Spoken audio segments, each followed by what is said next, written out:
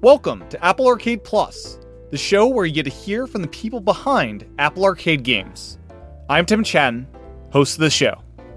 There's this central in the narrative, there's this push and pull between, of course, the cold, systematic city and the more colorful nature, human element. We use music to represent that human element throughout the game.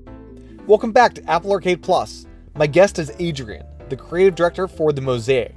The Mosaic is a short narrative game set in a contemporary dystopian world. It is a game that stuck out to me in a profound way with its poignant commentary on modern life. I also got very addicted to Blip Blop, which is a game within the Mosaic that we'll chat a fair bit about on towards the beginning of this interview.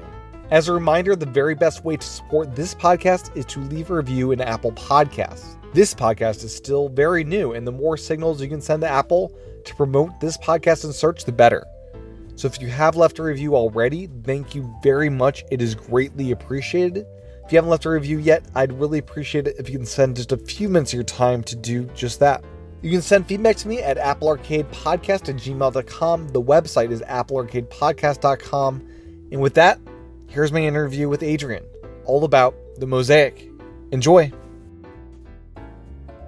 Welcome to the podcast, Adrian. Thank you. Can you first introduce yourself and your role in creating the Mosaic?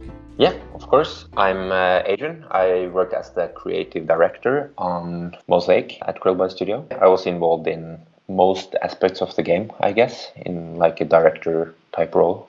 And what was kind of the life cycle of the game? How long was it in development to get this game out here? Yeah, we started working on it a bit while we were wrapping up our last game, Among the Sleep. And this was back in 2014. So it's been in production for quite a few years, actually. We shipped the first version of it on Apple Arcade during the autumn. If you had to describe the Mosaic to players curious about the game, what would be your kind of description of it?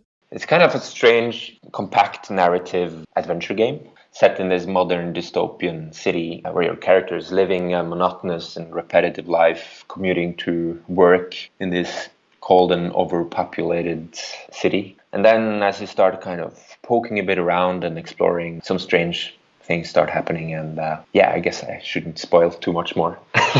I don't think we'll spoil too much. I'm at checkpoint 3 out of 5, so I'm about halfway through the experience. And cool. It's been really fascinating so far. And kind of the first thing I did when I woke up was I discovered I had this little phone, and on that phone I turned off the alarm and noticed there's this game called Blip Blop. And then somehow I just thought, hey, let me check this out for a little bit. And then I got lost in this game until hitting level 100. Nice. Can you kind of share what this little game within a game Blip Blop is, and I guess role within this world, because there are ads all over the city about Blip Blop? Mm-hmm. Yeah, so of course the smartphone is in general quite a big part of the game, and the Blip Blop on that phone is our meta way of poking fun at games in a way from within a game. We basically just conceived of the shallowest excuse for a game you could ever make up. It's you click a button and you get a point, and that's all you do. So it started off as kind of this experiment: how little can we do but still make something engaging? And that's basically Blip Blop. So it's surprising how engaging it actually turned out and how many people have played it. Yeah, that's fun. I think point made. Yeah, it is very simple, and a game that I was like, why am I enjoying this? The sound's really great. The visuals as you start getting into it. I was using a controller, so I discovered that as you use a controller, you can also tap with your finger the little vault that can fill up. Mm-hmm. So that's really satisfying as well. And I discovered, not right away, but after I accumulated quite a bit of blips, that I can have that vault and the multiplier effects, because initially I didn't tap that button for a bit. And it's this makes it a lot more quick. To become a Blip Blop master, any advice on what to spend your blips on first? Well, I think we actually also released it like a standalone app for iPhone and Android. Oh, did you? That's great. At least on iPhone, we have the leaderboards going. You can actually compete for the leaderboards in Blip Blop. I think the top players there, none of them prestige. They just keep building the multiplier up without prestiging. Okay. Because of course, if you prestige, you reset the multipliers and you have to start over. And yeah, so that's one thing. But of course, on touch, like if you're on an iPhone, you can also multi-touch. So a lot of people just use all their fingers at once on like an iPad, and then it's very effective. And is that Bliplop available outside of arcade as like is it a free download, or how do you do that one? Yeah, it's free on both Android and iPhone. So just search for Bliplop, Mosaic Bliplop or something. Then it should come up. Very cool. And just a curious side question, does that one also have controller support? I don't think so. Okay. So that certainly speeds things up as far as for me at least. And the game is kind of a commentary on kind of, in part, the modern world is kind of sad in some ways. We're on our phones all day long. We're going to day jobs, a lot of us you're not outside very much. You're just kind of like doing this thing day in and day out. And is that kind of one of the concepts of the game, to be a commentary on modern life in a way? For sure. That's pretty central in both. Yeah, of course, the life that the protagonist is living. We want that to be somewhat like a mirror for the player. In this character you're playing, what's his background? Does he have a story that you guys had in your head when writing this game? Not so much that is kind of stated in the game, at least. It's like this faceless character that we want the player to identify with. But like, at least behind the scenes, we kind of describe the person as someone who's just moved to the city and kind of lost touch with friends and family and started working for this huge mega corporation that he'll be commuting to in the game. And it's kind of this very isolated, lonely, sad fella. At least that's where the game starts off. So yeah. And then with Bliplop, there's no actual, like if a player doesn't decide to play it, there's no benefit to the player in any way. The character, you don't earn real world anything with Bliplop. It's just like that's his game he plays and kind of gets lost in that world for a bit. Yeah, for sure. It's outside of the statement. It's kind of purely a world building element. And of course, since you'll be commuting to work, a big part of the game itself, we wanted to give you this pointless thing that you can do while commuting. So if the game itself is not engaging you, you can play this game within the game to pass the time, which is like an interesting element as well. And I noticed on the train, you can actually stay in that train forever if you don't grab the handrail. You can just be playing Bliplop on the train for hours on end. That is true. And we also see, of course, that a lot of players miss a lot of things happening in the city, in the game, because they'll be so busy on their in-game phone. We have this interesting thing where the game kind of accurately mimics real life, whereas people stop paying attention to what's happening in the game because they're busy on their in-game smartphone. There's some interesting meta-narrative stuff happening there. Yeah. So I haven't tried that out. So will your character keep walking if you're on your phone, or how does that work? Because you are, I feel, telling your character to move with the joystick, right? Yeah, I think it's a bit different based on what kind of input and platform you're playing on. So if you're on, like, say, a gamepad, you can walk while using your phone. But it's actually quite tricky, but you can. Okay. Since it's using a different, like, joystick, at least. Okay, gotcha. And if you're touching the screen, there's a different way to move your character while tapping. Yeah. Okay, that makes sense, yeah. And then on your phone, you also have access to messages and news. And did you ever experiment with the messages aspect of letting your character send responses? There's one response where this lady accidentally texts you and things like that. We did test it at one point, but it's kind of all about, I guess, representing the character's agency. So let's say the character in the game story is unable to respond to messages for mental reasons. The player should be as well. So that's kind of why we decided to remove it. We don't want to provide the player with options. It's not in line with what the character would do in a way. Right. And then as far as news, what kind of news stories should players expect to see pop up there? Is it a sad kind of like world we're living in here? Yeah, it's everything from like the typical clickbait headline things to pretty sad stuff happening. So it's just one of the like venues we use to build the world and the city and what's going on and things happening. It's quite depressing. Yeah. I don't recommend reading the news on the phone in the game. No, it's pretty bad. And then on the kitchen table, the unpaid bills just seem to stack up, and you can scan them with your phone so you can keep track of these bills that you're unable to pay on your phone as well. Yep. Does your character eventually get a grasp of these finances? I'm not finished. Or is this just like another commentary on this growing pressure in this world that he can't figure out? I don't want to spoil too much of the ending, but it's, of course, the character is definitely kind of a slave within this economy system rigged for someone else. It's more of a world building thing as well. Okay.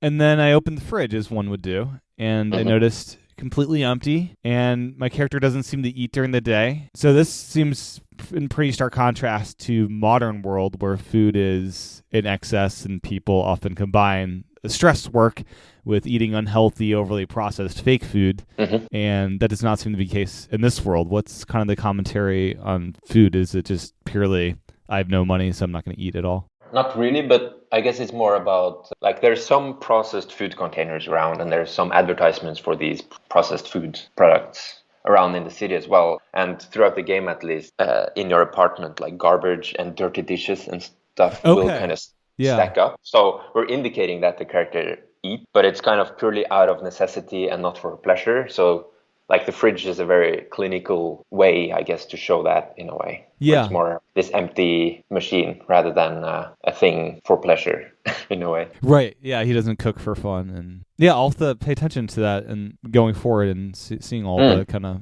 processed fake food kind of around the city and stuff like that. So in our modern world, we are constantly stressed for lack of time. And a lot of that is through jobs that are overbearing and kind of you take your work home with you in many ways. And in the Mosaic, you're frequently reminded about being on time, being an efficient worker, all these things. And something I'm curious about is, are there ramifications to your character if you, say, end up waking up and playing Blip-Blop for hours on end at home, or just hanging out in your kitchen and being even later? Is there a construct of being even later to work? It's kind of a linear narrative game, so there's not much like branching in terms of the narrative. Yeah. Player variation is more due to like what parts of the city you choose to explore. There's a few optional areas and places you can poke around. We really want to encourage you to kind of do the opposite of what everyone else in the city is doing and walk the other way and see what you find in a way. The narrative and the game itself will progress rather linearly. Gotcha. That makes sense. And as you go to work, you enter this elevator, and something I noticed is your neighbors really want nothing to do with you. You look at them, they look away, and they get more and more uncomfortable. And it's just another nice little touch of this world. And did you ever play around with the idea of having those be actionable items where you're able to click and say hi and make it even more awkward for this player? Yeah, I guess it's kind of tied a bit to the answering of messages on your phone that we discussed earlier, like where we provide the player to be in line with what we imagine the character would do. So if the character would not have the courage to say something, we don't want the player to have it either. But of course, for that sequence, we did brainstorm. Instead of having dialogue choices, you would have choices in your thoughts about what you could say. Just as you kind of figure out what you can say and you're about to say it, like the elevator doors pop open and you're like, oh no, I didn't get time to say it. It was kind of a dialogue tree, but in your mind. But we didn't get time to do that one. Yeah. And also, we're kind of making a point that there's no human communication really in the game. Everything you ever kind of talk to is keycard terminals and your apps and kind of this voice in your head. There's no human interaction throughout the game as well. So that's one thing we want to maintain throughout the whole game as well. And the other thing besides Blip-Blop are these love ads that you see all over the place. Can you speak a bit about this? Yeah, of course, the smartphone is kind of taking over more and more functions in the world. So throughout the whole game, you can download various apps. Like one is the bank app you talked about, and Blip-Blop, of course. And then at one point, you can download a dating app, which is basically what a dating app is. It's just you swipe yes and no on all these strangers that look the same. And then that's what happens. I don't want to spoil what happens, but that's where it starts. Okay. So as far as pure game components, it's a very linear story, which I'm rather enjoying this world and story. But for work, you get to solve these little puzzles. That's kind of what your day job is. You're devoting these resources to reach these new vertical heights. Can you kind of describe what these puzzles are, and it's also the value they bring to the society and corporation you're working for? Yeah, we maybe somewhat entering a spoiler territory here as well. Okay. But I can talk a bit vaguely about it maybe. At least for a game point of view, of course, they start off being quite engaging, but throughout the game they become more and more repetitive as well, kind of to represent what the player character is experiencing. But the puzzles and your tasks themselves are quite tight, like the main message of the whole game in a way. So I hope at least the players will kind of look for these connections and parallels between the system you're manipulating at work and kind of life happening in the city as you're commuting to work. I don't know if I should be more specific than that. Okay. And yeah, they do start off, it's like, oh, this is kind of interesting. And then they do grow in complexity a little bit. There's like obstacles you have to work through. But yeah, it is very appropriate kind of puzzles for this world you're in, it feels to me at least. So as you progress through Mosaic, there are some very abstract kind of art-like experiences. One of those instances was these giant shoes and you get stomped. That one really struck out at me. Definitely a game that benefits from headphones and being just really focused on what you're doing here, because it really takes you into this world. These moments were quite striking. Where did these ideas come from? Are certain artists that you guys were inspired by, or? They came from all over the place, really. It's like the more abstract, dreamy sequences. Yeah, of course, like one of our biggest struggles making a game about like the mundanity and repetitiveness of this life is making it engaging and interesting on a way. So we wanted to use like how the character sees their surroundings, like a narrative element. So that's kind of where the dreams come from. It's more of a metaphorical exaggeration of what's really going on in the head of the character. So that's where we started off, at least. And there's a bunch of these scenes that are quite fantastical, where we get to do things that you wouldn't be able to do on a regular just commute, right? And yeah, most scenes I think are somewhat at least inspired by our own kind of lives. Like we started working on the game while we were wrapping up our last game, Among the Sleep, as I mentioned, and we had a pretty heavy crunch period up until that release, and we all felt quite trapped in the production of that game. So I don't think that's like a coincidence of like the themes and how the character kind of feels a bit trapped in this story. And as far as abstract things, you encounter this little fish early on that speaks to you. You have the option of flushing that fish down the toilet or keep it in your pocket, and the fish miraculously doesn't die in your pocket. I've always kept the fish in my pocket, but if you did flush him down, would that kind of change your experience through this story, or does the fish somehow escape the toilet and come with you anyways? As I mentioned, it's quite linear, the narrative. Like there's no huge branching paths, but there is some minor variety based on what you do. Of course, the fish will remember your action. So the fish, I'm just speculating, would find his way back the next day and be angry at you? Yeah. Okay. For sure. Yeah, that's great. Yeah, and you'll meet the fish throughout the game in all kinds of different situations. So. Yeah. The music, it's really just striking, especially when you decide to interact with the music. There's a scene early on where you're interacting with a saxophone player, and you start by just hearing this beautiful music, and you kind of wander into this park, and there's a saxophone player. And it's just like a really touching moment as you escape the city to go more into nature. Are there music interacting with your characters? That's something you guys wanted to do early on in the design process of this game and kind of found ways to do that? Yeah, for sure. There's this central in the narrative, there's this push and pull between, of course, the cold, systematic city and the more colorful nature, human element. We use music to represent that human element throughout the game, and we actually worked with a bunch of actual musicians. So that saxophone player is an actual like Norwegian musician who composed music for the game, and you'll meet a couple of other musicians throughout the game as well. So yeah, music is a big narrative tool we use in the game. And as you explore the city, it feels like there's different levers you pull. At times it feels like it's way overpopulated, and you cross bridges with endless cars that are probably self-driving because there'd be a lot of accidents if they weren't.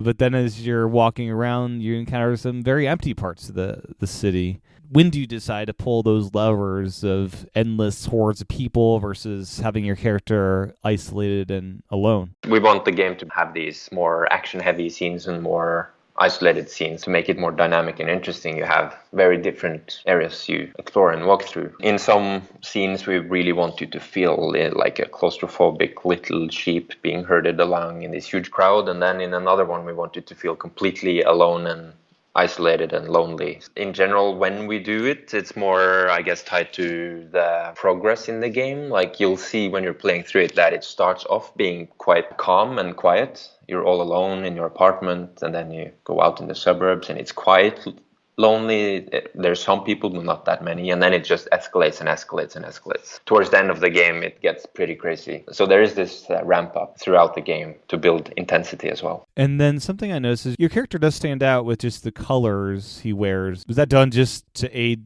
you, the player, to make sure you know who you are? Mostly. Of course, we also want you to feel like you don't really belong in there. Like you're the only character with eyes. Yeah, you stand out a bit visually, so all the other hordes of people look exactly the same somewhat. So we want you to feel alone and that you don't really fit in as well. Now, is this supposed to resemble a future, just a commentary on current times, or what's the time period? We actually treat it as contemporary. Like it's set in today's Oslo, basically, in Norway. So it's a very, in my mind at least, contemporary game. And since we've been working on it for so long, it even felt almost a bit outdated by the time we shipped it. When we started working on it, like self-driving cars, and we're just in the very, very beginning of being thought about, and now they're actually on the streets. There's been a lot of things happening in a few years. Now, how many hours do you expect it to take players to finish the Mosaic, given they don't spend 24 hours playing Blip Blop? Yeah. So the main story, I guess, is somewhere between 2 and 3 hours. So it's a pretty compact and short game that you can kind of finish in one night if you want to. And then any other themes or topics we haven't covered about the Mosaic that you'd like to before you wrap it up? Not really. I at least hope players will kind of lean back and don't try to rush it in a way. It's a game that's a bit unlike a lot of other games. So I hope players kind of take their time and let it sink in a bit and don't rush it. Yeah, it's certainly an enjoyable experience. And as I said, wear headphones and don't be distracted while playing it. It's something that is really moving in many ways, of just experiencing this world and kind of thinking back on your life as you play this game. So where can people find more information about your studio and the Mosaic? You mentioned you guys have other games you've produced and created. Yeah, you could just drop a quick search for Krillbite Studio online, and then you should find most of it. We've only released really 2 other games previously. The Plan was one, about a really short experimental game about a fly pondering its pointless life as well, just as Mosaic. That sounds funny. And then we have a very dark first-person adventure game where you're seen from the perspective of a child. So you're a 2-year-old child, and it's kind of about dark themes of alcoholism and neglect. But seen from the perspective of a child. And that's the one I mentioned called Among the Sleep. Right now we have a bunch of new projects being worked on that will, I guess, share some stuff on in the near future, I hope. Yeah. Is there something about your team that really calls your team to work on these kind of projects that are in the darker end of things? Yeah, at least until now. I can share that one of our current projects is the most colorful, happiest, most charming game we could ever conceive of. And I think it's a counter reaction to working on Among the Sleep and Mosaic for the past years. Yeah. We're trying something new for now, for our own mental health, I think. Right, yeah. Well, excellent. Well, thank you so much for your time, Adrian. I really appreciate learning more about the Mosaic. It's been a great experience so far. Yeah, thank you. My pleasure. Well, that was my interview with Adrian all about the Mosaic. And if you haven't played it yet, I'd really encourage you to download it and give it a shot. It is something that really stuck with me as a really great commentary on this modern world that we're in today. As a reminder, you can send your feedback to me at applearcadepodcast@gmail.com. I'd really appreciate it if you left a review on Apple Podcasts. And next up on Apple Arcade Plus is Way of the Turtle. So that's what's next on Apple Arcade Plus. Talk to everyone again real soon.